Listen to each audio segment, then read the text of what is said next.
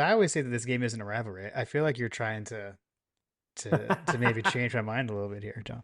Don't make it a thing. It's not gonna happen, John. Welcome to My God a Podcast. I'm Jim Wood. In this episode, John Powell and I preview Georgia's SEC Championship rematch with the Alabama Crimson Tide. We talk through what we're looking for in the game, and we answer questions from you, our listeners. As always, remember to check out the newly redesigned MyGottaPodcast.com to see our latest merch. And you can follow us on social media at MyGottaPodcast. Finally, if you need help with your website or your online presence, head over to workingwebmedia.com/dogs. Now, let's join the conversation in progress.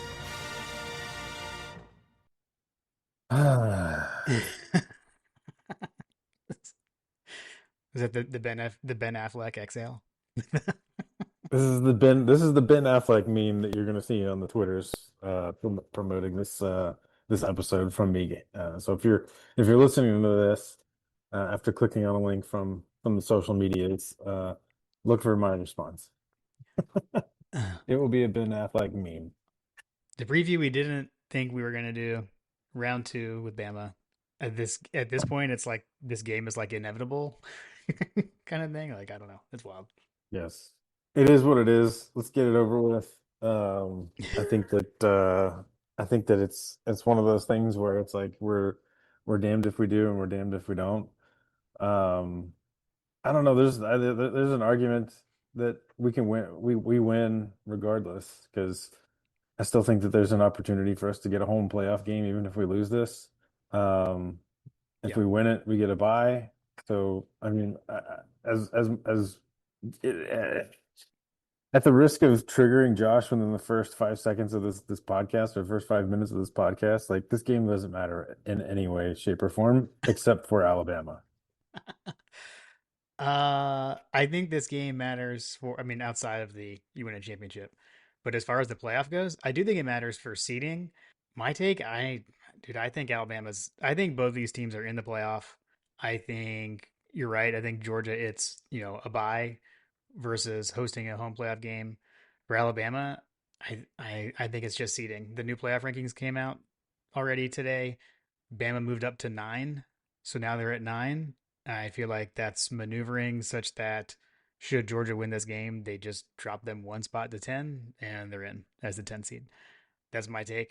I don't. I think this is all for seeding and rest, frankly. Hmm. One would argue that it's pointless, Jim. I definitely didn't like. I think we'll probably do this one a little bit differently than some of the other previews, considering it's the second time we're playing them. I definitely didn't feel the same way when we clinched a SEC championship berth this year as I did last year. So last year, I think it was like Auburn beat A&M, and like that game clinched the SEC championship berth for us last year. And I remember, I think Lily was still up. She and I were watching that game, and when that result happened, like we were like jumping up and down, celebrating, cheering. We're going to the SEC championship. We're going to the SEC championship. I didn't feel that way this this go around. My mood has shifted as this week has gotten underway and we're getting closer. So that's good. I feel a lot better than I do. I feel a lot better about this right now than I did Friday night. But Friday night, I think part of that was we had just come off of a very weird game, close win over Georgia Tech. We were still dealing with the immediate news of Drew Bobo getting injured, and I just didn't feel great as like, A&M lost and they get rewarded with essentially a bye week and a home playoff game. Just felt odd.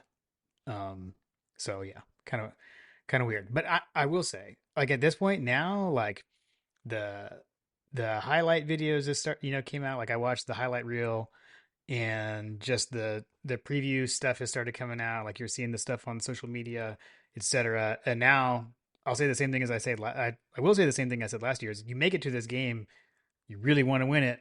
I mean, I know we look at last year, but I think let's not put too much into one season. I still think like this team is beat up, and I do think a bye helps. A bye in the playoff helps go straight to the quarterfinal. So, shoot, man, this is like major league, right? Like, just go win it. Only one thing to do. Yeah, for sure. Let's go out and win it. Yeah. Let's get on with it, Jim. Let's go. All right.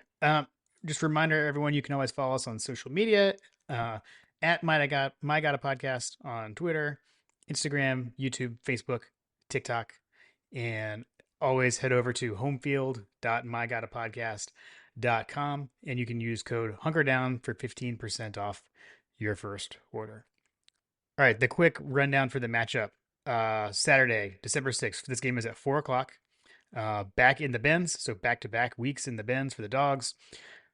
Georgia coming in at 11-1 on the season, 7-1 in the SEC. The only loss, obviously, to these guys, Alabama, at 10-2 with that other mind-boggling now conference out of conference loss to Florida State, 7-1 in the SEC. Only lost in the league to Oklahoma.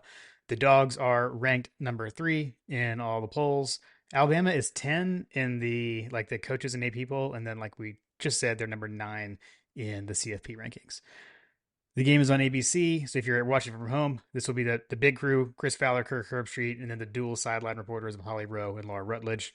If you're listening on SiriusXM, it'll be 106 or 190. The official hashtag that we will forget to use is hashtag SECCG for the SEC Championship game. And Alabama leads the all-time series here, 45, 26, and 4 ties. Last meeting, obviously, earlier this season in Athens, where Alabama hung on to win 24-21. If you are heading to the Benz, weather looks like not freezing, I guess, like in the 50s is what it looks like. And a It's kind been of, cold. yeah, a cloudy day. So you'll definitely pack your jacket and such if you're going to be out and about tailgating. Bring your layers. For sure. All right, JB, I believe you have a fun fact. I don't know if this is Alabama, if it's SEC championship, if it's what. Let's hear it. I have some fun facts about this rivalry in general. Okay. Um, and some of it has to do with the SEC championship and some of it doesn't. Um, okay, so let's hit up just a couple of things just overall. Um, it has to be said, this is why this is like the Ben Affleck sigh meme, smoking whatever. Alabama has never lost to Georgia at an SEC championship game. We are 0-4 currently, all time versus Alabama in the SEC title game. Um, yeah, exactly. Uh, but hey, streaks are made to be broken, right, Jim? Because I think that you like have a it. couple of things. You have a couple of things about that later. So there's some streaks that are going to end in some way, shape, or form. Okay. Couple of things. So there's back in the 40s, this team played in a game where it was referred to as the peanut butter game. Jim, are you familiar with this game? I'm not. Enlighten me. So in the 1940s, there was it was the first postseason matchup between these two teams. Um, Fans complained that the concessions ran out of everything except for peanuts. Georgia fans said that Alabama played like peanut butter, sloppy but impossible to stop. And Alabama fans said Georgia choked on nuts. That was a nice foray, even in the 40s, of fan banter about this rivalry. Man, they So weren't even a. they were still going at it. They were still going at it in the 40s. They didn't need Twitter. They did not even need Twitter. They just had a newspaper, I guess, or whatever. uh, Okay. Let's see here. So there's definitely some weird names that we have with this game. But the peanut butter game was kind of one of the funner ones in my opinion. Um, there's a couple of other games that are more obscure that I'll kind of touch on that I feel like Jason would be proud of some of these nuggets. So I'm gonna try to do a little segue into some Hargett histories. Hasty's Hargett history here. So in 1929, the game was played in a miserable cold that no one had prepared for. This game was in Tuscaloosa and it was in freezing weather conditions. Um, and again, like both teams wore zero cold weather gear because no one thought that Alabama could get that cold. mm. And apparently, like players were warming their hands over gas lamps. They had to have hot bricks on the sidelines to unfreeze cleats. It was basically like an SEC frostbite fest, basically. So that was the 1929 game. In Wow. 1935, almost the exact opposite, the game had to be stopped between these two teams because the field had turned into a literal pond. The officials had to pause the game so that water could drain off of the field. Mm. Um, Georgia fans joke that Alabama players float, that's why they win. And Alabama fans said that Georgia can't swim. So again, like even in the 30s, they didn't need Twitter to talk trash. I love it. In 1910, the reporters called one of the UGA Alabama matchups the bone game because players hit each other so hard there were multiple bone fractures that happened. Post-game medical tent was bigger than the locker room. Wow. Okay. Yeah, a contest of unbreakable men, which was basically just a nice way of saying that uh, it was just an absolute violent game in Mm. 1913. Mm. Let's see here. Here's one from the 1930s. This game was a particularly physical matchup. Alabama, where it was said that a sports writer wrote, the Alabama line looked like a herd of charging elephants. And Mm. that, my friends, is where the name elephants or red elephants or whatever, that's where the elephant tradition kind of was born, was out of a Georgia Alabama game. Okay. Um, Another game in the 80s featured Uga barking at Alabama's mascot handler that barked back for 20 seconds to the point where the referee had to tell the handler to settle down. Nice. Um, okay, there's another one. This one's going to involve the bands. So Brett Belding, I've got a little note here for you from the Redcoats. So there was a game in 1947 that was known as the Musical Taunt Battle. Georgia Redcoat Band kept playing a riff from Dixie in between plays, and Alabama's Million Dollar Band responded by blasting March of the Gladiators directly at the Redcoats. Mm. Each band subsequently tried to play louder, and fans cheering like and a sound war more than the game. The referee had to basically tell both bands to knock it off Mm. mid-drive. Mm. Referees getting involved in these rivalries is kind of a thing, and it doesn't even have anything to do with the football game.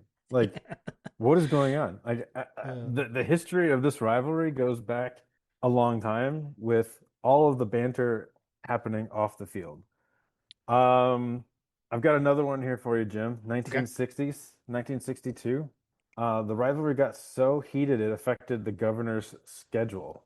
The Georgia governor delayed a meeting. Alabama's governor postponed a speech because both of them wanted to be physically present for practice.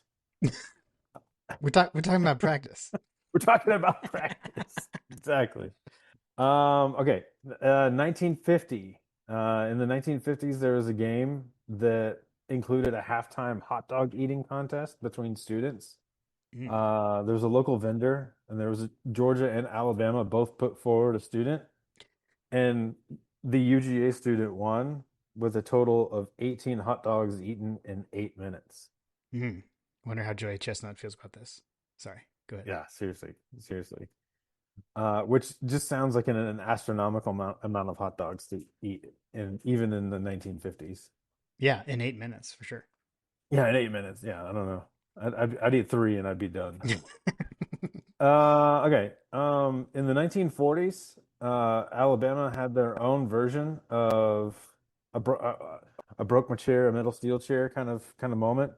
Okay. Um, During a UGA touchdown versus Alabama, the announcer got so animated he fell backward off of his stool, and listeners at home heard a scream, static, and then the broadcast partner said, "He's all right, folks. He's just passionate." Nice. Let's see here. Another one from the 70s. This one from the 70s. One fan calculated the outcome using astrology. A Georgia fan wrote to the Athens Banner Herald claiming that he used lunar alignment, star charts, and birth dates of both head coaches to predict the game. Did he get it right? Do we He know? was wrong by 31 points. Uh, But that's just a quick rundown from, I mean, how far back did I go? Like the teens? Yeah, like 1913 all the way to all the way to the 80s, I think. I mean, I feel like you're Uh, trying to because I always say that this game isn't a rivalry. I feel like you're trying to maybe change my mind a little bit here, John. don't make it a thing. It's not gonna happen, John.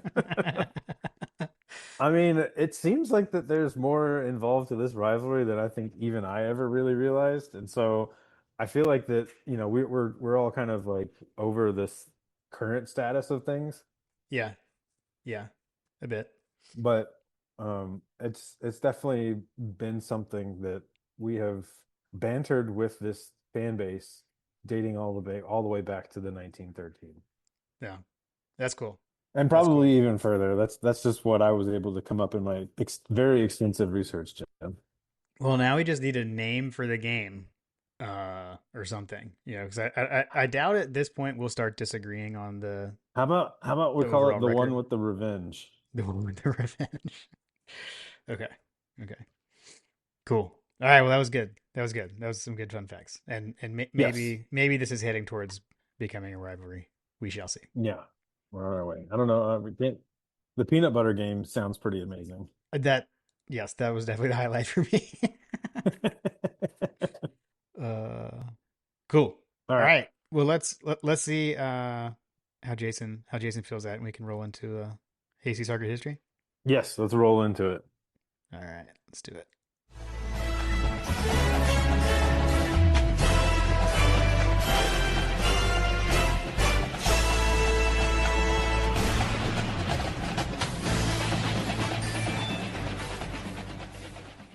All right. This is Hasty's Hard History for Alabama Round 2, SEC Championship Game edition of the season. The April 25th, 1896 edition of the Red and Black carried the following note in its collegiate and social life section. Pop Warner will, in all probability, coach the varsity football team again next fall. The students will be glad to see his giant form on the Georgia gridiron again as our trainer. Glenn Pop Warner had first come to Georgia in September of the previous year.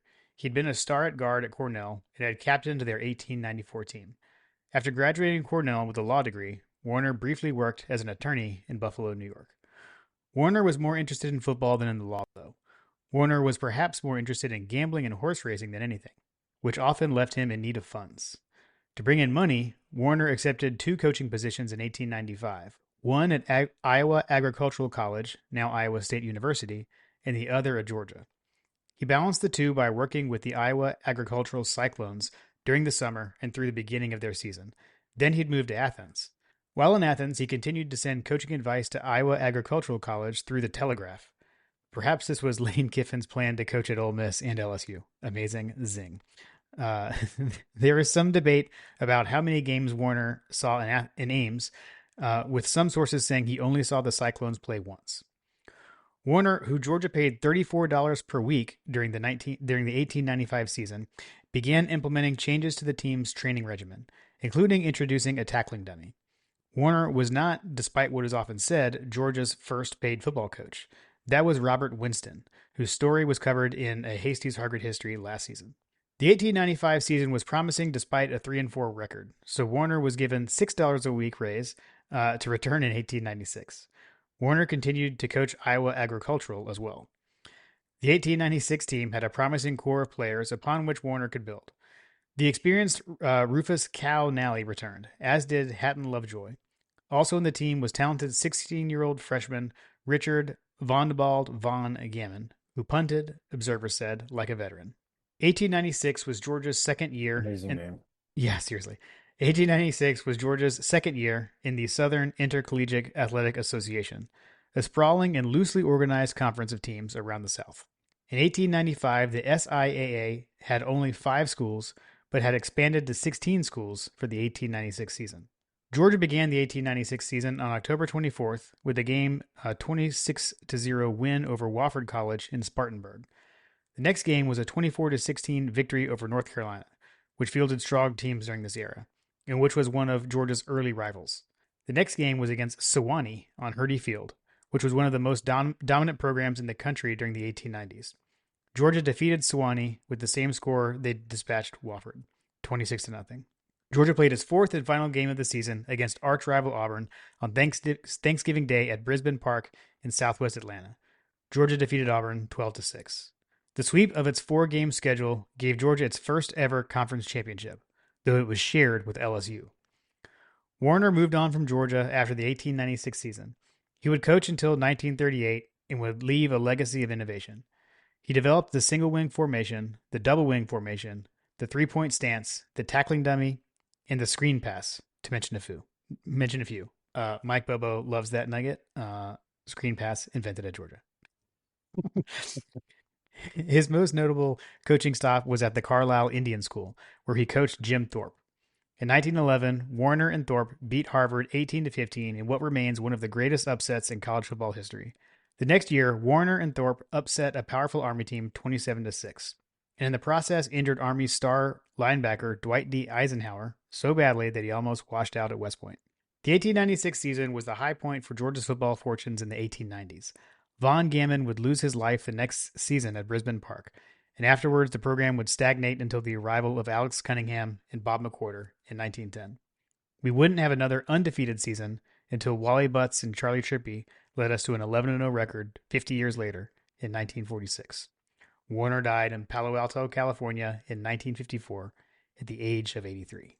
That's fantastic. Thank you, Jason, as always, for saying that over. And just have to always remind folks you can always stop by the Harvard Library, and Jason will be happy to show you around and show you some artifacts. I know John and I both have enjoyed our time there when we've done that. And hey, Jason, thanks for the bonus Harvard history that, as a week ago, we didn't really think we would have. So thanks for pulling that together. Yes, thank you, sir.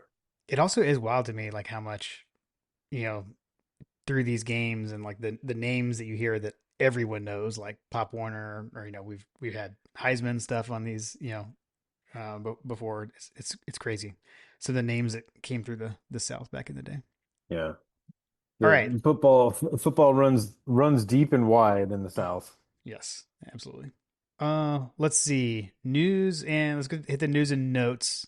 Kind of look through Kirby's press conference notes. I think there was the SEC teleconference and then just his regular Monday press conference. So I mean, the big question is Bobo, status on Bobo. He was like we saw him in a walking boot, some in crutches after the game. Kirby said there was like no more update on the status, that they're still looking into things with him. So I think what we've heard was not great. But I don't know Not great, Bob. yeah, Not great. when Kirby says things like this, I don't really know what that means. It could be like Coach Beak, I don't know. We'll see what it says when the injury report comes out Wednesday night. Be looking for that. And then he did mention like Kyron Jones and Taylor are still like working through some things. So still trying to get those guys back. My big question is around Chauncey Bowens. I didn't see like that Kirby really mentioned him, but that's my big question. I think what I did see was post game last week. He said that he could have gone, but didn't. So I'm not sure exactly what all that means, but I found that interesting. So I would love to see Chauncey out there on Saturday. And then on the Alabama side, It certainly would make me feel a little bit better.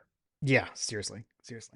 Already down your center would be great to have another running back in the stable. And then if you watched the Iron Bowl, Jam Miller left the game injured. Kalen DeBoer in his press conference said that he still doesn't have much information on Jam, but he would continue to go through testing early this week, here today and tomorrow. So again, we'll see there. Let's check the injury report when that comes out Wednesday night. The kind of online speculation seems to be though that they're going to be without Jam Miller. It definitely didn't look good. I mean, he was on crutches, right? Like late in that game. So I don't know. We'll see. He was on the sideline standing on crutches. So Yeah. So and they're also without Kevin Riley. So he's like a freshman running back. He's actually the second leading rusher. So there's a chance they're without their number 1 and 2 rusher for this game. We will see. I'll take it, and Yeah. I'll go ahead and let everybody know that if we win, it'll be because their players were hurt, and if we lose, It will have nothing to do with our players being hurt. Yeah, Marler has already. I've already seen stuff from Marler about that. Um, with as far as like the game matchup, I mean, you look at the stats, like these are two very even teams statistically. I think the big difference is the turnover margin. So they're like +8 in the turnover margin. We are -1 on the season. We're right there neck and neck on net yards per play. Like neither in that elite category that we've talked about, John. I think it's what like two. I think is kind of like the elite team. We're at 0.96. They're at 0.99. Um, Mm-hmm. I mean, like I said earlier, we played these guys before. I think like I thought we could just kind of talk about like what's different now, like from the last game to this game, as far as like the matchups that we're talking about. You know, I feel like like that yeah, I feel like that we are a much more cohesive team on defense at this stage. yeah, And I probably would have said that we were fine on offense. I still think that there's just a like an outlier game there from the Georgia Tech side of things, but um I'm mostly if you're a Georgia fan, you're mostly optimistic about what you've seen being produced by the defense in the last, I'd say 3 or 4 weeks or so. Josh put out a stat earlier this, I think it was today or yesterday or something like that, where he posted the havoc rate, like progression.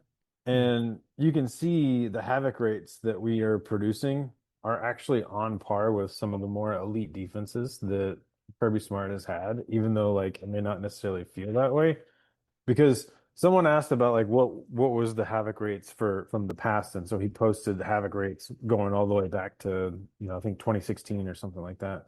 And like I was actually kind of taken aback by how well we have been playing mm, as of late when you compare some of those teams from, the past. So, like I said, I think that our defense is starting to get catch its stride, and as long as the offense stays on schedule, this very much, Jim, feels like you know, bend bend don't break slash just do what you're doing on defense over the last 3 weeks, and then protect the ball, win the game. Like if we don't turn the ball over, I think we win this game.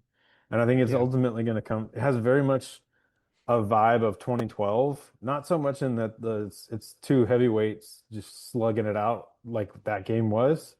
It's more so just two teams that are very clearly evenly matched, and it's ultimately going to come down to, who has the ball at the end of the game and who makes a play at the end of the game.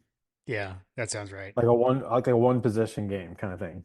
Yeah, I agree with you, and I think I was kind of focusing on the defense there as well. Like I think a big difference since then is the secondary, right? Like Ellis Robinson wasn't playing the way he's playing right now back then. I mean that we didn't, I don't even remember if we talked about like the pick he made against Tech, like that was like some Malachi Starr stuff, like the way he contorted to catch that ball. I think DeMello Jones was just starting to play, so I think that's a big difference since the last game. And then again, like Jam Miller, that was his first game back. He had been injured. He came back for that game and was a major factor. If they don't have him, I think that's a big difference as well. Um, the Havoc stuff I think is interesting. I also like I want to see what our coaches are going to do. I feel like 2 years ago when we faced these guys in the SEC championship game, Alabama really struggled in the Auburn game, and they struggled with the pressure. Like they were really getting Auburn was really getting after their quarterback. It was really pressuring the quarterback, and it felt like there was kind of a blueprint, and we didn't utilize it. So I would like to see some nice like pressure packages and get to Ty Simpson. And the other thing is like, man, when we dial up that pressure, like we've got to get home. We've had so many times where early in the game we've got a linebacker like Schumann schemes something up. We've got a linebacker going straight in there, and the running back like does a spin move or something and gets away. Like we need to get home, and if we could do that early in the game and get the crowd and the bends on our side, and get the crowd going, that I think could be huge. Yeah. I think that the other thing that will be important for us to keep in mind or, kind of adhere to as a game, even if you can't get home, like collapsing the pocket and not overrunning the play is Yeah. going to be important. So I'll make the comparison of what the announcers said in the Tennessee game versus Vanderbilt. Tennessee was getting to Pavia. They weren't getting home, but they were getting to him. But Mhm. the problem that they had was is that they were overrunning the play. And one of the announcers made the comment that if you're doing a pass rush and you find yourself even with the quarterback or past the quarterback, like you're dead. You're dead to rights because if we're overrunning the play and over pursuing, then it opens up opportunities for him to use his legs. And we've seen Ty Simpson not exactly like a mobile quarterback or a scramble quarterback, but I'd say he's probably a touch slower than Arch Manning, but like, Arch Manning has been known to get out and, in that Tennessee game, Pavia, punished them on multiple plays that I saw Mhm. where the defense over pursued and it was just like no one was open. And so he just took off running and he ran for like 40 yards a couple of different times because no one was there. So I think that that's one of those things where we just can't let Ty Simpson extend plays with his legs even when we are getting that havoc and getting that pressure. Yeah. Um, I think that we got burned a couple times where he was, able to mobilize himself and found some open receivers downfield. He will pick you apart. He seems like he's one of those. I mean, he's the prototypical Alabama quarterback. Yeah, he really is. White dude, unassuming, just goes out there and puts up 3,000 yards passing. Yeah. Like Yeah. has one of the quietest like Heisman level seasons of all time. Yeah. Agreed. Um, dude, I'm with you on the offense too, man. Protect the ball, win the game. I mean, that was you could argue that was the difference last time. Man, get a hat on Bray Hubbard. Keep that guy away from the ball. Like, geez, Hunter, come on. Like, what's going on with your boy? That kid Yeah, has a nose for seriously. the ball, so he's definitely one to continue to watch for, and hopefully we're planning around that kid. Um, Yeah. but yeah, I mean, I will say again, like differences from last time for our offense. Obviously, sounds like we're gonna have a different center. I feel better about Tolliver after reading Coach Hayes's review of his performance in the game. So I know he posted Okay. on Dog Central. I think he may have put it out on his channel as well. So shout out Coach Hayes, helping us feel better on that. Basically saying like that he played better than like the announcers were making it out to be, and that like everyone was kind of assuming like he was terrible or whatever. But he said that he actually didn't grade out that bad. So Hmm. Okay. um, but yeah, I'll take man. it.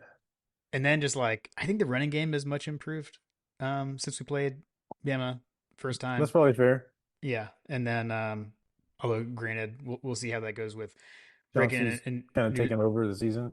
Yeah, and then like and we'll see too what do we do at center? Like so is it Tolliver? Sounds like we're probably been working Glover in at center a bit as well there. So watch for that. See who's out there. And then Noah Thomas has really come on since that first game. So. Whenever you have new centers come into play, it's like the most important, offensive line position, arguably the most Yeah. important position. Um, I'll be watching for clean snaps, Mm, kind of thing. yeah. That's a good point. That's what always makes you nervous in these games where like the center goes down and all of a sudden you're talking about the QB center exchange, when he goes into his dropbacks, is he making the right steps? Does the quarterback get stepped on? Those kinds of things seem to happen when a new player comes on board that they haven't really had a whole lot of time to gel, and they weren't getting a whole lot of time because we had to play this game in a week or whatever. But um, I'll be watching for things like that. But yeah, ultimately it's going to come down to protect the ball in the game. Yeah. Cool. I'm with you. I would say I will kind of last thing say I still think like special teams advantage Georgia. I think their kicker had been like perfect, right? Coming in that game against us. Remember he missed that field goal kind of uptight, and then he's now 13 of 20 on the season field goals. Connor Talty. And shoot, man, when he missed that one against Oklahoma, he was like yelling at the long snapper. I don't know if you remember that I because the snap was high and he didn't like it. So that was don't kind of remember interesting. that. Yeah. Didn't he miss one against Auburn too? Oh man, I I watched feel, that entire game, maybe. I feel like he missed one, but yeah, So yeah, so I do feel like that's advantage Georgia right there. So, agreed. ooh, yeah. Well, round two with these guys. I don't, you know, we've already played them. I don't think we need to talk about all the players and such, but probably about it. Alabama good, Georgia good, Let's get it on. stats even. Yeah, yeah. I mean, and shoot, it was a close game, round one, right? I mean, a 3 point game. So, It was a close game last year. It's a close game. Like we always play these guys fairly close, all yeah, things considered. yeah, yeah. Um, Especially in the Kirby Smart era. So Yep. I think that I, what I will say, and I'll address this, and maybe I know that John was probably thinking it. I don't know. There's just something about this game that makes Kirby coach crazy. I don't know, for lack of a better description. Yeah, Like yeah. it's Kirby's it is Kirby's boogeyman at this point. So we can address the red elephant in the room. Um, for whatever reason, it feels like that we don't always bring our A game from a coaching standpoint, chasing points, doing things that we wouldn't normally do, whatever the case may be. Hmm. Um, I don't know. I just hope that Kirby and staff, you know, go to a Zen master or something like that. I don't know. Eat your Wheaties, say your prayers, I think I think eat they your need to Flintstones vitamins. I think they need to practice what they preach. I mean, what they preach is the process. And it's always the same. You follow the process, and you don't worry about, the result. The results are going to come when you follow the process. And I mean, I could be wrong. But I have the same sense as you do, right? Like this doing things differently when we play them. Don't do things differently. Like, I mean, it's like the things we talk about, like, protect the football, take what the defense gives you, like keep doing what you're good at. It's like uh do do simple better, like is another thing that you hear them say. Like that's how I feel about it. Practice what you preach, and I think we should be fine. What's important now? Mm, mm, yeah. What's important now is that you do what you do best. And even if that changes over the course of, the football game, um, if that means that we're running the ball up the Hey, gut every single play because it's netting us 5 yards per play, don't don't switch. Don't switch to passing every single play. right. Yeah, yeah, yeah, for sure. All right, all right. I'm glad you brought that up. I 100% agree with you. So um Yeah. you want to hit the listener questions? Let's hit the listener questions, Jim. All right. All right. We will head that way. As always, just have to remind everyone that the listener questions are brought to you by Working Web Media. If you don't know, they run our website for us, help us out with really all the technology that we use to make this podcast. So shout out for Working Web Media for helping us do all of that. They helped us redesign our website a couple off seasons ago. We weren't happy with it. So you can head over to mygodapodcast.com, see some of their work that they've done with us. You can get access to all our episodes. We've got our store. You can buy all kinds of My God a Podcast merch there as well. So if you've got a small business, you need help with your website or your online presence, head over to workingwebmedia.com/dogs, and they will know that we sent you their way. All right, we are going to kick it off this week with 51-7 GATA. If you could change the outcome of one of these three games, which one would you pick? And they're all Alabama games. The 2012 SEC Championship / the real Natty, second and 26, or the 2023 SEC Championship. I thought about this one a lot, actually. My original answer was going to be I wouldn't, in a way, I might not change any of them. Um, I'm going to pivot that, and this is maybe kind of odd. I think it's the 2023 SEC Championship, honestly. Okay. Um, What's your rationale? um, we would have closed out. I am firmly convinced we win the playoff that year. Obviously, obviously, second 26, we win that playoff. I feel like the other two. This is gonna sound weird. especially second 26. I actually think we needed that in a way. The some of the stories that I have read about that team and kind of the way they approached some things, like the reason second 26 happened is they relaxed. I think Davin Bellamy has said something to that effect in a book that I read, and I think that taught them you can never relax. It's never over. I just feel like 2012 and second and 26 led to the back to back with Stetson. I'm not sure that happens if we win either of those games, honestly. And then the 2023 one, like I said, I'm convinced we win the national championship that year if we win that SEC championship game. And then we close it out. We close out the 14 playoff area, 14 playoff era with a three-peat. So that's my logic. It's going to be 2012 for me, Jim. Totally fair answer. 20 2012, like that was just an absolute gut punch. Mark Richt deserved a national championship for all of his efforts. Um, I feel like that would have been a nice capstone season for him, given what happened from 2013 onward. Um, Yeah. yeah, I will 2012 say, was 2012. Aaron Murray, I feel like yeah. he deserved better. Um, we would have had Gurley with the national championship as well. Mm, Like yep. we there would have been so many dudes, Tavares King, like there would have been so many dudes that would have gotten their comeuppance. I feel like that team was just that team deserved it. They deserved to break the streak, and that coach deserved to break the streak. Um, I guess that, to kind of to riff off of your point, like that needed to happen, or, I don't know. Like there's an argument that I feel like that probably could be made that if Mark Richt wins that we never see Kirby Smart. That's my point. That's what I'm Yeah. saying. Yeah. But that said, all things being equal, like I would take 2012 over all of them because I was there. I was in the parking lot. I wasn't there, but I was there at Alabama tailgate, and I will never forget that. Like the people that were just it was just back and forth. They thought the game was over. Yeah. And then finally everybody started sweating. Yeah. And then at the end of the game, everybody was shaking hands, like hugging each other, like, man, that was a good game. And that was a good game. That was one of the last true like juggernaut games where two teams that were so evenly matched. It, It would have been nice for Rick to take one away from Saban too. yeah. I don't disagree with any of those things that you said. And of those three games, that loss actually hurt me the most. Like that Yes. one stung the most. So, Yeah, agreed. all right, let's. Bobo would have had his national championship too. Yeah, that's a good point.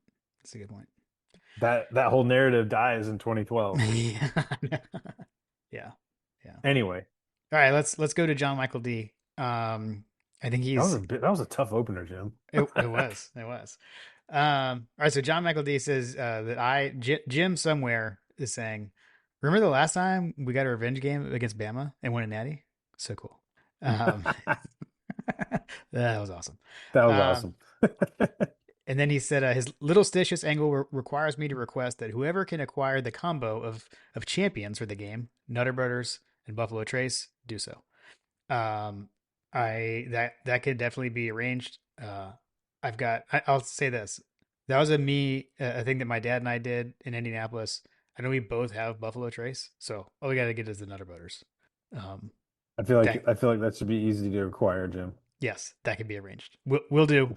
We'll do. We'll have on hand. Let's see. Let's go to Blake Davis. What is your favorite SEC championship win? He threw in his top three in no order. His were first win versus Arkansas in 2002, upset of LSU in 05, and then revenge on Auburn in 17. I think Hmm. that's a pretty good list right there. That is a really good list. I've got some great stories about '02 and '05. '02 is inappropriate, but '05 would probably be my favorite of all of them because I actually was at that game. So Mm. I sat in the LSU section. Um, I got yelled at all game long by some old bastard LSU fan to sit down because you couldn't tell me nothing, Jim. Yeah. I'm just like envisioning 2005 JP being told to sit down, thinking how that's gonna go. Yeah, tracks. Yeah. Ah, yeah. Um, I guess. I mean, the only one of those that I was at was '02.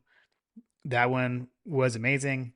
That was my that was my whatever you call it, victory lap or redshirt senior year or whatever. That was my extra semester, and that was the first time we ever went to the SEC championship game. We won it. I was on absolute cloud nine. It was with all of the crew that we have still to this day. Obviously, pre kids for all of us, 'cause we were still in college. But Kim and I, my sister, my brother in law, and my parents. We had 6 seats all together. They were great seats. We had like lower level, like 40-yard line. I think we got them from. I still don't even know if this is true. They're like the people that bought tickets to the first SEC championship game could like keep renewing them until they stopped or something. I think we got it from because we got it. I know we got it from some Alabama people. So I think it's that one for me. I think it's that one for me. Give him. Oh, go ahead. Did you have something? No, no. Okay. The yeah. I was gonna say I think it's a nice segue into the next one because Chris Haddock at Dr. Dog 1996 just wanted us to show George Foster some love. So the tweet to solicit the listener questions was the George Foster sweeter than a Cinnabon gif that we have. Um, man, I think he hey, was wanting you to tag him as if he wasn't a friend of the show. yeah, yeah. Hey, George, friend of the show. He's been on here what twice? Yeah. He's been on here twice. Uh, 21, 22-year-old me could not comprehend that like I would like sit on a panel on the stage next to George one time and like talk about Georgia football. That was wild. So yeah, huge fans of George Foster. Dude, they to me he's like the left tackle of Georgia football, like in my head, because like he was the left tackle back then. The left tackle emeritus, Yeah, or yeah. what do they call it? What do they call it? I guess it is emeritus, right? I think so. And like, I mean, that team. So I mean, up until these teams, right? Like that team was kind of the gold standard for me of like what that was the team for a long time, but what I would measure teams up against. I mean, obviously now you're going to measure up against like 21 or 22, obviously. Um, but I mean, Right. up until like even like 2012, it's like okay, I'm starting to see this team could is up there with the 2002 team. So, uh, let's go to Fletcher Proctor. This gets to your streak stuff you had mentioned earlier, John. All right. Yes. So Fletcher says Kirby is 3-0 in rematches, including 2-0 in rematches where he lost the first time. He's 1-0 in rematches against Bama. It's science. Dogs by 21. Oof. I do talk about some fun facts coming in from Fletcher. Yeah. From your lips to the script writers for the game. So let's see. So the 3-0 rematches, 2-0. Okay. So what are the three? We've obviously got the Alabama 2021, Auburn in 17. So regular season SEC championship, and then Texas last year. While we're talking about Fletcher, shall we do a basketball minute? I was about Or to say, are we doing the basketball minute? we can do the basketball minute. So let's see. So since the last time we talked about basketball, I think because we didn't do it last week. Let's see. We had the buzzer beater win over Xavier in Charleston, and then lost in the finals of that tournament, I guess, to Clemson. And it was while watching that game that I learned that RJ Godfrey had transferred back from Georgia to Clemson. Had not realized that. Lost in that in overtime. That was a bit of a bummer. But as we're talking right now, we're recording on Tuesday evening, and Georgia is all over Florida State in basketball. So Giving them the business, huh? we are playing at Florida State this evening. I don't know why my phone has like died, and I've actually got the game on a screen next to me, and it just went to a commercial. But we're up by like 30 points or something crazy like that. Oh wow. So they've extended it since we started recording. Yes, yes. So I think I uh, think when we started, you were like Georgia's up two scores, two that's right. footballs, That's right. two touchdowns. In the podcast before the podcast, I did say Georgia was up by 2 touchdowns. Yeah. So hey, Georgia basketball is fun to watch. I mean, this team is scoring like crazy, and when they play the lower teams, we score like 100 points. as I can well. attest. It is definitely fun to watch these guys as a non-basketball fan. Yeah, yeah. So I don't know if you could make it out to the Steg, do so to see these guys.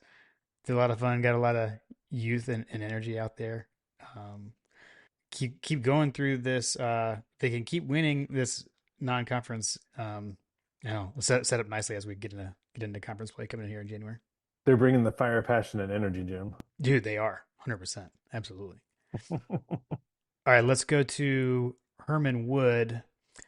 Who steps up on the offensive line to lead without Bobo? Here, I'll just rattle through all these. That was the first one. Is this the game the defense has it figured out from the opening kick? What would Munson say? Sorry, I know I'm asking a lot of you guys. What do you think about leadership on the line?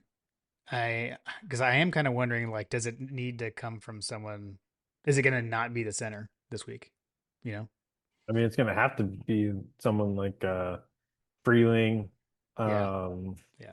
I mean, you mentioned a couple of the guys. I mean, like Freeling and Morris have been around. They've been around a long Yeah, time. Michael. Yeah, yep. Yeah, I mean, one of those guys is going to have to step up. Like, it's just at the end of the day, they're going to have to figure it out. Yeah, yeah. Um, At this okay, point, at this point, we could say that we're paying these guys a lot of money to figure it out. yeah, yeah, for sure. Um, the next question was is this the game where the defense has it figured out from the opening kick? I mean, I would actually argue that we did that last week. Honestly, felt like we pretty much. I mean, we never let Tech in the end zone. Almost got a safety on like the first play of the game. We should have So had a like safety, bro. more of that, please. More of that, please. If the defense comes out Yeah, firing like that agreed. in this game, that would be incredible. Agreed. Agreed. Come out firing, getting pressure on everybody. Freeling Morris, Ernest Green, like having those guys playing well from the offensive line standpoint. Just hold serve and protect the ball, win the game. I mean, that's really what it comes down to. Yeah. And as far as what would Munson say, I mean, yeah, he would say hunger it down one more time. That's what I think he would Yeah, are you kidding me? say. Got this gunslinger Ty Simpson coming in town. Oh yeah, actually you're right. Actually, all he would talk about is Drew Bobo being hurt. Honestly, speaking from experience, there riding around with him that one time, he's. What are we gonna do? What are we gonna do? What are we gonna do? What As are we we gonna do, Wood? what are we gonna do? If you know, you know. As we transition to the next question, dude, this basketball game, Georgia is currently winning 95-56 over Florida State. That is insane. Love it. So much Wow. for ACC basketball. Wow. Okay. Moving on. All right, friend of the show, Tim Riley. He's got a simple one this week. Just tell me we win and why. Go Dogs. Sorry, Carter. Buck Fama. Buck Fama. We win because we don't turn the ball over and we hold serve in the trenches. Yeah, yeah. And we do what we're good at. Keep it simple Yep. and trust the process. Yeah, seriously. All right, one more, kind of. Fireball. The Hug Dog, Jason Huggins, checks in. He says, "I like SEC championship games, ring season, baby." JB, I feel like that's for you. That's the energy that you need for this game after the opening of the I'm podcast. sorry, guys. I'm jaded. I'm jaded from last season. Like Jim, I'll put this in perspective for you. I was Okay. walking through, so I did something like crazy. I haven't done this in a while. Like I took Camden to go to the movies Hmm. the other day. I think it was Saturday. Took Camden to go see Zootopia 2. And then afterwards we had time to kill before we had to go pick up her brother and sister. And we decided to kill some time by going around. I said, let's go walk around the mall. Let's go walk around the mall. And what a sad experience that is. Mm. But I ended up going through a collegiate sports store. I said, "Cam, let's go." Ooh, Like we would walk through all the stores that she wanted to walk through, and that's I was like, "Let's walk through the collegiate store over here." They had yeah. SEC 2024 SEC championship merchandise that was on clearance for like $10, and I just looked at that and I was just like, I was just in disgust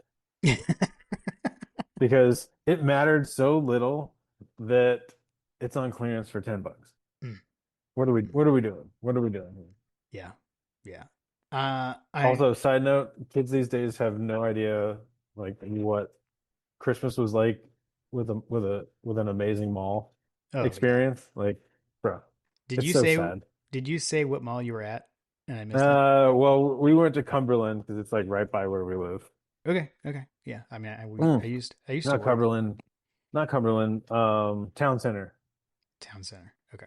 Okay. Kennesaw. Okay. Cool. Um shoot. But Cumberland's the same thing. I mean, it's basically Yeah. the same Yeah, yeah. experience. Yeah. I used to work right by Cumberland Mall out of college. Um okay. Cool. Cool. The one of the malls I used to go to was like the mall in Stranger Things, by the way. But anyways. Um What mall is that? wasn't it like Gwinnett? I think Gwinnett the Place? yeah, I think Gwinnett Place Mall is where they filmed a bunch of that. Whichever season was in the mall. It's season 3, I think. Yeah, dude. I don't. Kids these days will never understand like walking through KB Toy Store after you've just chowed down on like Chick-fil-A original, like original Chick-fil-A from the Yeah, yeah, yeah. mall. Yeah. Ugh, Yeah. it's like we used to be a proper country, Jim.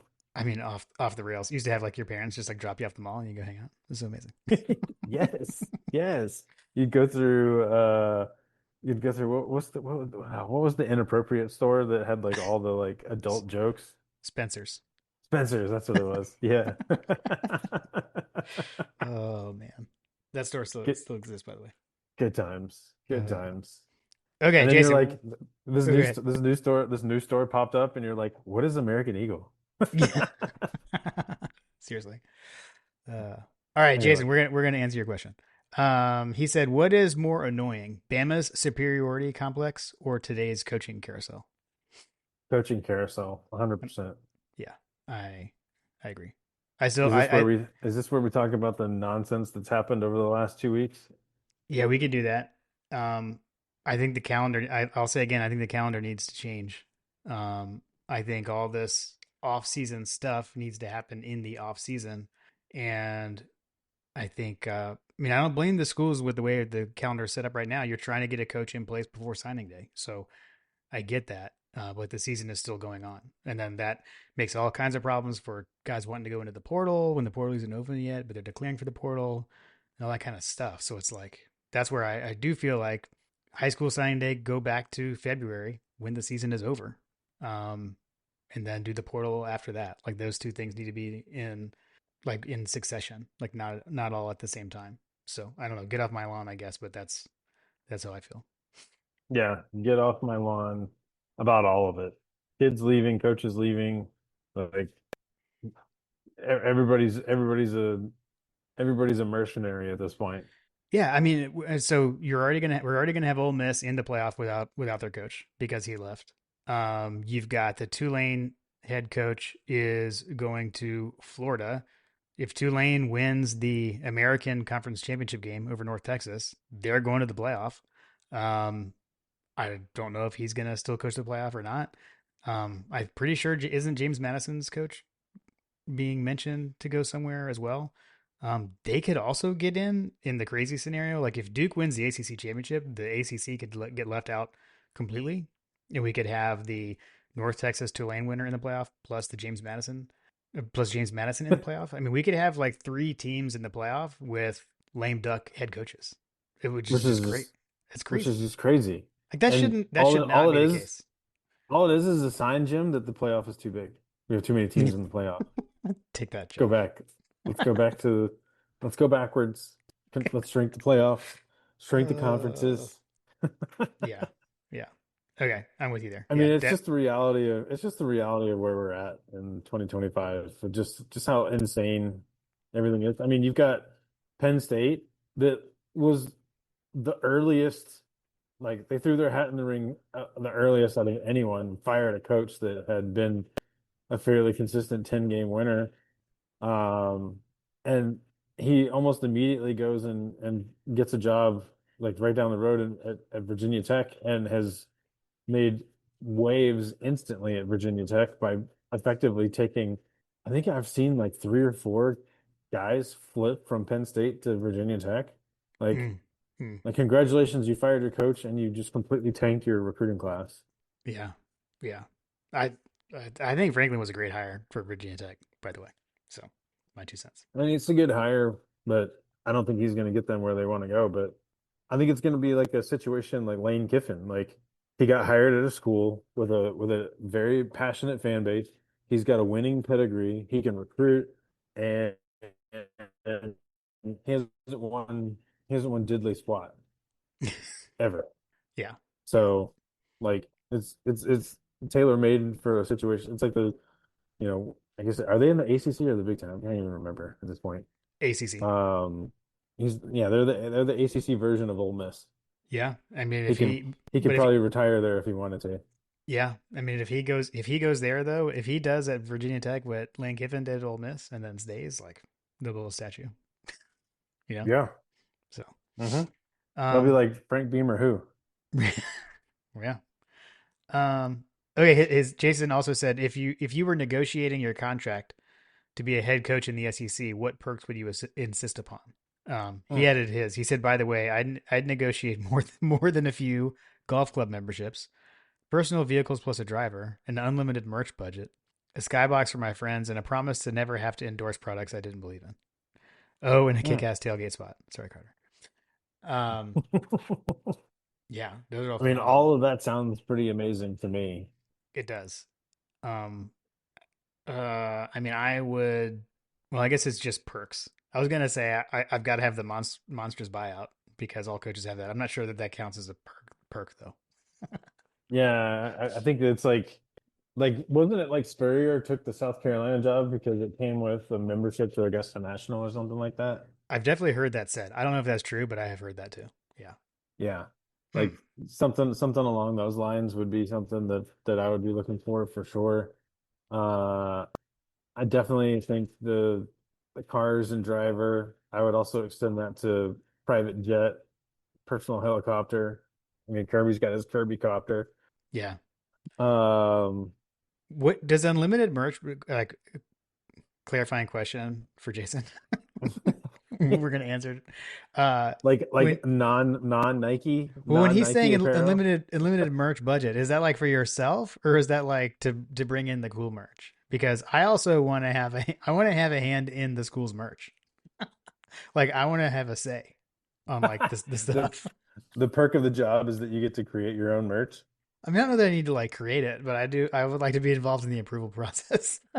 I'd like to hire Hunter. Yes, exactly, exactly. Ooh, yes. That I don't know if that's a perk, but my friend Hunter is coming and he's doing the uniform selection, and like uniform police just lost their mind. I would say I could pick the uniform. I could pick the uniform stuff, which I guess that they can do that anyway.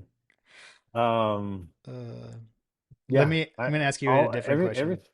everything that he listed is like I feel Yeah. like I feel like those are really solid answers. Maybe throw out some bourbon options in there, like Yeah. guaranteed every year you get a barrel of 107 kind of stuff. That's good. I like that. Also, I mean, like, I'm just in my mind, like, I am just the head coach at Georgia, so I'm trying to think, like, what are my Georgia things? But yeah, Augusta National membership, if that's possible. I guess we're getting to say whatever it is. That's definitely on Yeah, the farm. there. Amazing. All right, Jason, that was a good one. Enjoyed both of those. I appreciate you. All right, now we have one more.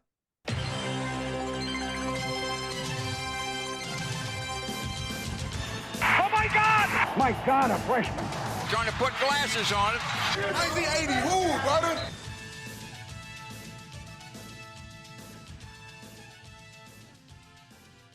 It is time for Coach Chill Bill's over unders SEC Championship Edition. Um, I do still maintain the slight lead. I will go first. So the first one we have, starting out with the offense, over under 195 passing yards for Gunnar Stockton. I'm gonna go first, and I'm sitting here thinking, I'm gonna go over. I'm gonna go under. Okay. I'm gonna Second go under. one. Okay. Second one is over to you. Over under rushing yards for Nate Frazier, set at 85. I'm gonna go over. Okay. I think I am too. I'm gonna go over. And then over under Okay. 4.5 catches for Zachariah Branch. And I'm gonna go say over there. I'm gonna go over on that one as well. Okay. Okay. Switching to the defense and over to you. First one, over under 275 passing yards for Ty Simpson. I'm gonna go under. Okay. I am as well. And then over under 0.5 interceptions for the Georgia defense. I'm going to go over. I'm gonna go over on that one as well, Jim. Okay. And then over under 13 and a half first half points allowed by the Georgia defense. Allowed by the defense. Mm-hmm. I'm gonna go under. Okay. Okay. Same. And then the special teams over under is field goal attempts by Peyton Woodring over under 2.5. I'm gonna go under. I'm also gonna go under, Jim. Okay. Okay. And then the last one, just a bonus, not an over under. But what's your favorite moment from the season so far, John? I gotta go back to that video that they posted of the parents talking to the players Oh, that's a good one. That's a good one. Okay. because I Okay. think it was the catalyst for what we've seen happen since they showed that. Yep. Yep. Okay. That's an That excellent was that one. was the turning point of the season. Yeah, that's really good. I like that. I'm gonna go with the onside kick. That was amazing. That was like a we will not be hunted kind of moment. We're just gonna take over this game, and we got the first ever double death march. So phenomenal. It was definitely slinging balls around. Yeah, yeah. Gave us yet another gif of Kirby doing that. I still can't believe Yeah. that. Like, too good. Cool. All right, Coach. Definitely look forward to the Sunday text message with the over-unders update. Thanks as always for sending those in and checking them for us. Amen. All right, JP. Time for the predictions for this SEC championship rematch with Bama. The spread is honestly, I'm kind of surprised at this. The spread is Georgia favored by 2.5. Dogs are favored by 2.5. Over under 47.5. That gives you an implied score of Georgia 25 to Alabama 22.5. The Odd Shark predicted score is Georgia 33.9, Alabama 35.5. So they've got an Alabama win. Parker Fleming's CFB Graphs has Georgia 23.24 to Alabama 22.96. So he's got less than half a point differential between these two teams. And then our My God Podcast Scoring Impact predicts Georgia 23.98 to Alabama 22.08. Man, everything out there has this being a nail biter. The toss up, even the win predicted, the matchup predictor on the ESPN has it 51% to Alabama. So a slight edge on Alabama from an ESPN analytics standpoint, a slight edge to Georgia from a Vegas standpoint. Yeah. Something's got to give. Something's got to give. Something's got to give, my friend. I guess I can go first. Like I just feel like, man, like we had them at home and we dropped the ball. This time we don't. Dogs win 24-23. Ooh. I don't know that I like that, but I mean I like the win, but the scoreline is just crazy to me. Yeah. A 1-point victory. Woof. Yeah, I know. Give me 27-24 Georgia in this one, Jim. Yeah, I think it's gonna be tight win between two pretty evenly matched teams, frankly, and kind of like the first game. Like I said, protect the ball, win the game. Yep. Protect the ball, win the game, and I wish I could say that you'd end Alabama season, but having a three-loss team into the CFP seems kind of crazy to me. Yeah. I mean, I could totally be wrong. I feel like it's that whole like in the 12 team, they're trying to do this like you don't punish the team for making it to the conference championship game when they were ranked in it. I mean, and frankly, like Alabama is the number one seed in this thing. Like if there were no championship game, um, this would be like they're like regular season champions, I guess, so to speak. So I don't know. Regular season champions of The SEC. of the SEC, yeah. Yeah. But But they have two losses, and one of those losses is to an absolutely team. yeah, I mean, I get it. I get it. I just, you know what? Here's what I'm going to say. I hope we get to find out whether they make it in or not after a loss. I'll say that. Um, There we go.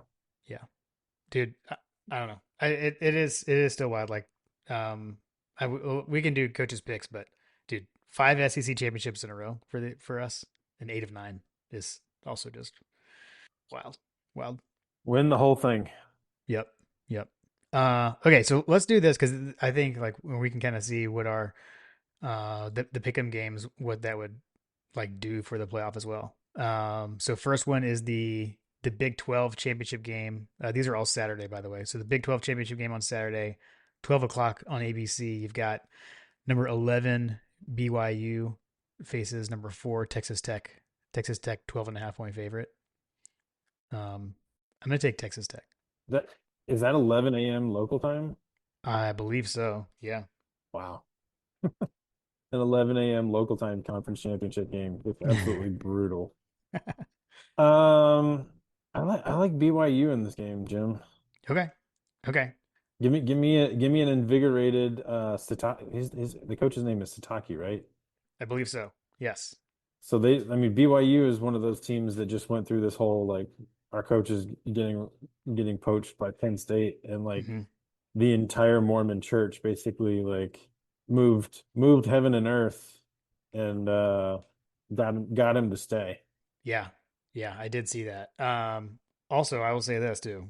BYU wins this game, then they're basically, I think, taking somebody's spot. So if you If want I that don't want out, Alabama, if I don't want Alabama in, I'm gonna need to be rooting for BYU. yeah, I would say yes. Because Texas Tech, I don't think falls out. At number 4, if they lose, I think they're still in, and then BYU, I think, moves up and takes a spot. So, Give me BYU then, Jim. all right. And I think does that mean that if Virginia wins, then they could be taking someone else's spot too? So they're so low, like they're going to be taking someone's spot. The thing about this one is this is where if Duke wins, the ACC could get left out altogether because Okay. Duke has 5 losses. So Virginia has to win to get in. So they would be honestly they'd probably be the 11 seed. Because you're gonna have like the group of 5 champion would get in, most likely the winner of Tulane, North Texas.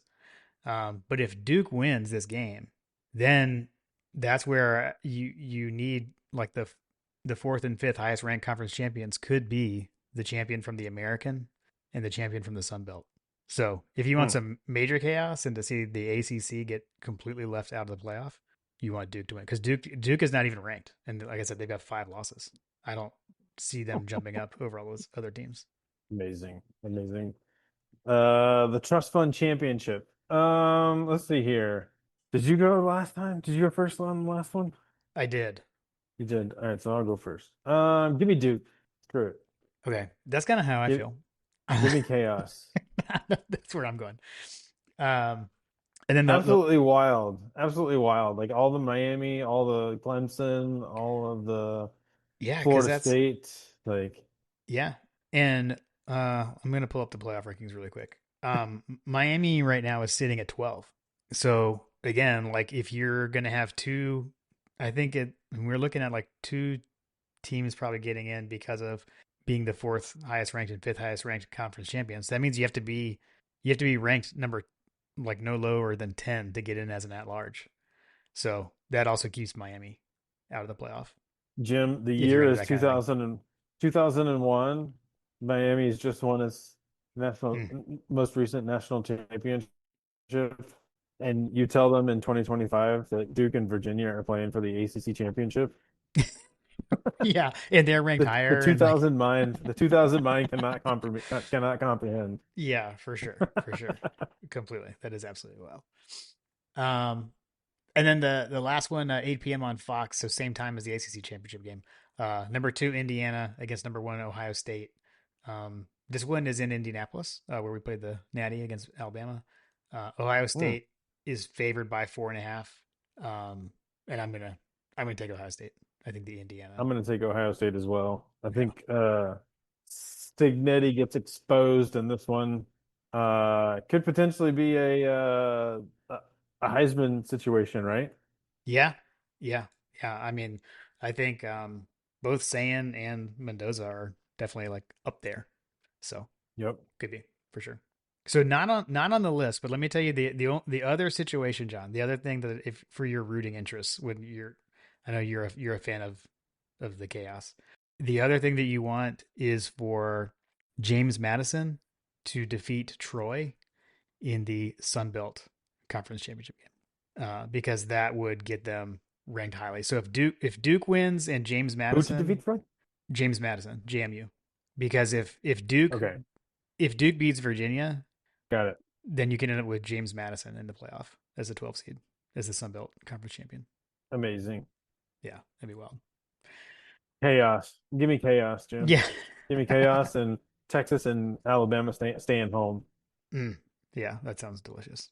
And Oh. Vanderbilt for that matter. I don't know. Whoever like leave everybody out. Right, right. I don't. Yeah, those teams were so low when it came out tonight. I don't see how they could jump up, but who knows? Texas is at 13, Vanderbilt's at 14, so I don't see a path in for them based on how they ranked them this week. But we'll see. Who knows? Yep. Well, Cool. SEC championship berth number 5 in a row for the Dogs. 8 and 9, crazy times. Did you do the bean dip earlier this season for the Bama game? I did not because we were there. So no, we did not have bean dip. Hmm. We will be doing bean dip on Saturday. Okay. For home viewing games. Yeah, so we are not going. So we'll be here at home. We will have the bean dip will be going. Bean dip will be going at the house. All right. Bring the bean dip, Jim, and bring the fire, passion, and energy. 100%. I will be watching. I'll be running around. It's sports day. We got basketball season kicking off here, so anyway, I'll be running around during the day, and yeah, we'll be rooting for the red and black, and hopefully seeing some Bama tears. Delicious, delicious Bama tears. Amen to that. Go Dogs, Jim. Go Dogs.